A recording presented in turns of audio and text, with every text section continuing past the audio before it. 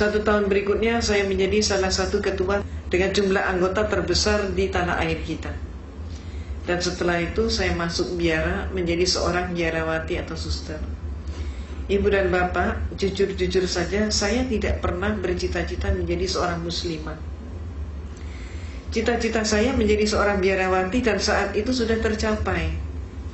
Namun pada saat justru saya sudah mencapai cita-cita saya, disinilah Allah menyelenggarakan kehidupan hambanya. Pada saat saya di biara, dari seluruh mereka yang masuk biara hanya ada 2 orang saja. Satu adalah diri saya yang diberi tugas khusus, yaitu untuk kuliah di biara dan sekaligus kuliah di Institut Filsafat Teologia yang disebut Seminari Argu, pendidikan akhir pastor. Di sanalah saya menekuni comparative religion, termasuk menekuni Islamologi. Tapi Islamologi yang saya terima di sana bukan untuk menyatakan Islam agama yang hak, tapi sebaliknya untuk menyatakan Islam agama yang jelek. Mereka menyatakan, kalau Anda ingin tahu tentang Islam, lihat saja umat Islam di Indonesia. Maka di Indonesia ini orang yang melarat agamanya apa? Islam. Yang bodoh agamanya apa? Islam. Yang kumuh di bantaran sungai agamanya apa? Islam. Yang kehilangan sandal sepatu hari Jumat siapa?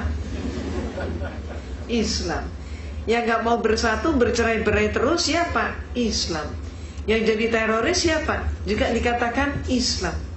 Maka teman-teman saya sepakat dengan kesimpulan bahwa kalau begitu Islam agama yang jelek. Pada saat itulah saya katakan penyimpulan itu belum benar. Islam jangan hanya dilihat di Indonesia, coba kita lihat bagaimana di negara-negara yang lain. Saya kemukakan contoh, coba kita lihat bagaimana di Filipina. Di Filipina ternyata orang yang melarat dan bodoh agama mereka bukan Islam, tapi adalah Kristen dan Katolik. Meksiko adalah negara yang miskin, dan di sana yang jadi maling ayam, pencopet, pencuri, pemabuk, pemerkosa, penjudi dan lain sebagainya tidak ada satupun yang Islam. Semuanya adalah Katolik atau Kristen.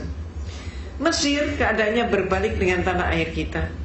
Kalau di Indonesia kita berbicara tentang pembantu rumah tangga dan dikatakan beragama Islam, majikannya banyak yang non-Islam. Tapi kalau di Mesir terbalik. Di Mesir justru majikan beragama Islam dan pembantunya justru Kristen dan Katolik. Dan selaris yang paling murah mereka datangkan dari Filipina yang beragama Katolik. Irlandia adalah sebuah negara yang tidak pernah selesai dengan konflik internal antara selatan dan utara. Dan yang konflik itu tidak melibatkan seorang pun yang Islam. Semuanya yang konflik adalah orang Protestan dengan orang Katolik. Mereka itulah yang saling membantai dan saling membunuh. Dan oleh masyarakat Eropa, yang dijuluki sebagai teroris itu adalah Irlandia dengan julukan khusus sebagai teroris Eropa. Lebih lanjut lagi kita ke Italia. Di Italia yang menjadi gembong obat bius dan perjudian, tidak ada satupun yang Islam. Semua mafioso beragama Katolik. Maka saya katakan kepada dosen saya, pater, sebutannya pater atau pastor, saya katakan pater, tidak terbukti bahwa Islam jelek. Maka saya kemudian mengajukan solusi sekaligus usul, minta izin untuk mempelajari Islam dari sumbernya sendiri.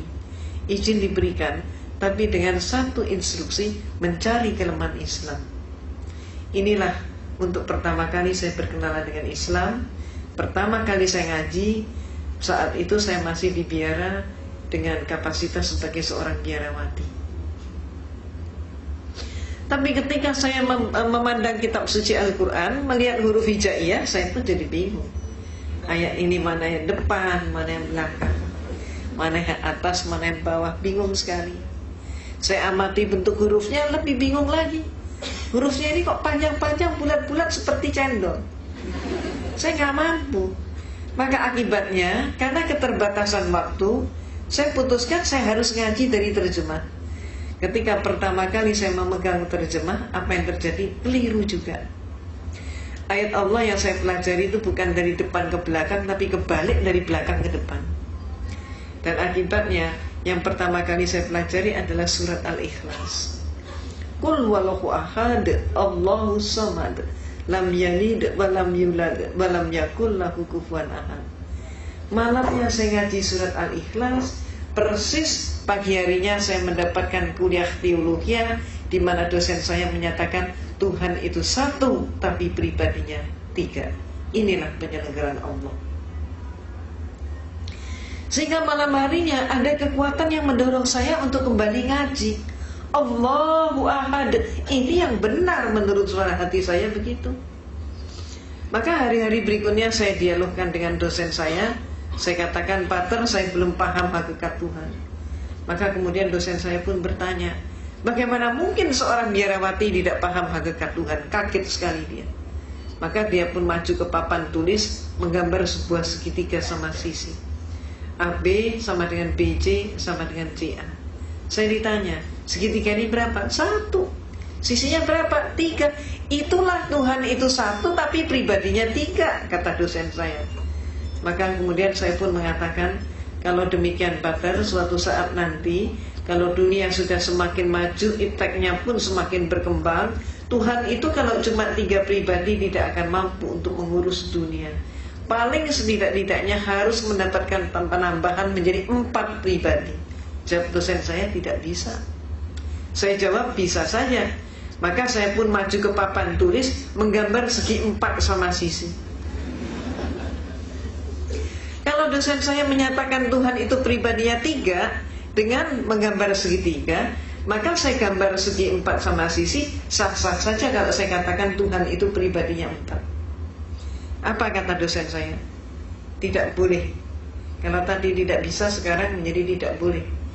Maka kemudian saya tanya kenapa?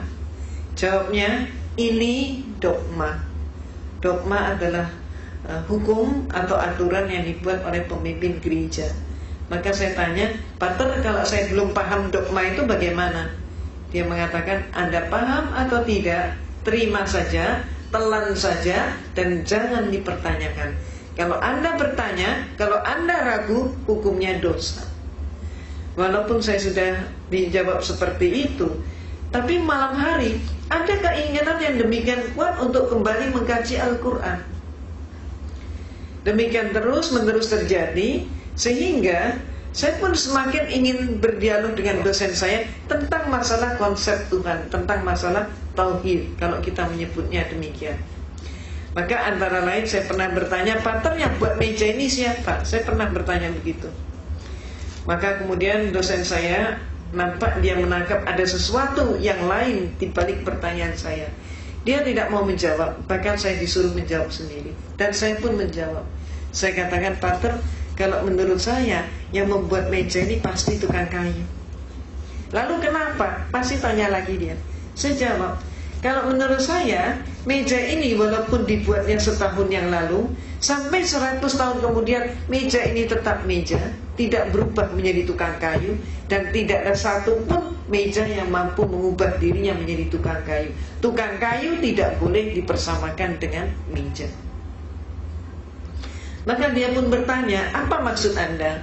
Saya katakan, Pater, menurut pengamatan saya, Tuhan itu menciptakan alam semesta dan seluruh isinya termasuk manusia. Maka ada manusia yang dilahirkan setahun yang lalu, sampai 100 tahun kemudian ternyata dia tetap manusia. Bahkan sampai kiamat pun manusia tetap manusia. Tidak ada satu manusia pun yang mampu mengubah dirinya menjadi Tuhan, dan Tuhan tidak boleh dipersamakan dengan manusia. Malamnya saya ngaji lagi, dan hari-hari berikutnya saya dialog lagi, saya diskusi lagi. Saya pernah menyatakan juga, Pater, siapa yang melantik RB? Saya ditertawakan kali ini. Bagaimana mungkin seorang biarawati nggak ngerti siapa yang melantik RW? Maka saya jawab, sebetulnya saya mengerti. Maka kemudian dia baru tersenyum, dia kaget sekali. Apa sih maksud Anda? Dia tanya. Coba menurut Anda siapa? Coba silakan jawab. Bertubi-tubi saya digitukan. Dan kemudian saya katakan, Pater, kalau menurut saya yang melantik RW pasti eselon di atasnya, lurah ataupun kepala desa. Kalau sampai ada RW dilantik oleh RT, maka jelas pelantikan itu tidak sah. Demikian pula ada 100 orang kopral bermusyawarah untuk mengangkat salah satu teman mereka menjadi seorang jenderal. Walaupun yang melantik 99 orang, tetap saja pelantikan itu tidak sah. Apa maksud Anda? Dia tanya. Maka saya katakan, Pater, menurut pengamatan saya, Tuhan itu menciptakan alam semesta dan seluruh isinya termasuk manusia. Manusia hakikatnya sebagai hamba Tuhan. Maka kalau ada manusia melantik sesamanya manusia menjadi Tuhan, jelas pelantikan itu tidak sah. Malamnya saya ngaji lagi, terus seperti itu. Dan kemudian saya diskusi lagi, sampai pada klimaksnya saya bertanya tentang sejarah gereja. Saya katakan, Pater, menurut semua literatur yang saya pelajari dan kuliah yang saya terima, Yesus yang oleh umat Islam disebut Nabi Isa alaihissalam, ternyata Yesus itu untuk pertama kalinya dilantik menjadi seorang Tuhan. Peristiwa itu baru terjadi pada tahun 325 Masehi. Jadi sebelum tahun 325 Masehi, Yesus belum jadi Tuhan. Yang melantik Yesus jadi Tuhan siapa? Yang melantik Yesus jadi Tuhan adalah seorang raja Romawi, yaitu Konstantin. Pelantikannya terjadi dalam rangka sebuah konsili. Konsili ini bahasa Latin Romawi, artinya adalah konferensi, atau istilah kita yang lain adalah muktamar. Terjadi di kota Nizea. Maka disebut Konsili Nizea tahun 325 Masehi. Ini untuk pertama kalinya Yesus jadi Tuhan. Jadi sebelum itu dia belum jadi Tuhan. Sayangnya sejarah ini tidak dipahami oleh 98% umat Kristen. Walaupun sejarah ini ada di dalam buku-buku mereka. Cuman dengan sengaja pemimpin-pemimpin gereja menutup sejarah tersebut agar supaya umatnya tetap tidak tahu. Kenapa? Kalau sampai umatnya tahu, umatnya akan terguncang sekali kalau mengetahui Yesus diproses dari manusia menjadi Tuhan, dan yang melantik adalah seorang manusia. Maaf, keadaan yang terjadi di tanah air kita, Kristennya sendiri juga nggak ngerti konsep ketuhanan Yesus, tidak tahu sejarahnya. Mereka kemudian menyerang kita umat Islam dengan program kristenisasi dan pemurtadan, sedangkan kita umat Islam juga sayangnya gak tahu sejarah itu. Itu sebabnya apa yang saya informasikan ini termasuk menjadi bekal dakwah kita. Kalau ada serangan, katakanlah yang hak itu hak, yang batil itu batil. Sejarah ini perlu diungkap.